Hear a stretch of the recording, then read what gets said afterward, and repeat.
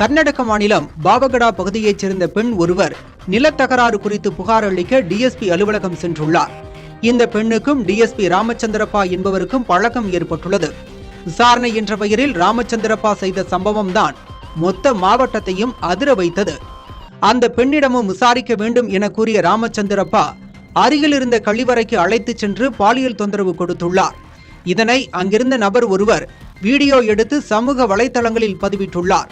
இந்த வீடியோ இணையத்தில் வைரலாகி வரும் நிலையில் டிஎஸ்பி ராமச்சந்திரப்பா தலைமறைவானார். ஆனால் பாதிக்கப்பட்ட பெண் இதுவரை எந்த புகாரும் அளிக்கவில்லை என கூறப்படுகிறது. இந்த வீடியோ காட்சிகள் சமூக வலைதளங்களில் வெளியாகி பெரும் சர்ச்சையை ஏற்படுத்தியுள்ளது. இந்த விவகாரத்தில் டிஎஸ்பி ராமச்சந்திரப்பா பணியிடை நீக்கம் செய்யப்பட்டது மட்டுமின்றி அவரை போலீசார் கைது செய்து விசாரணை மேற்கொண்டு வருகின்றனர்.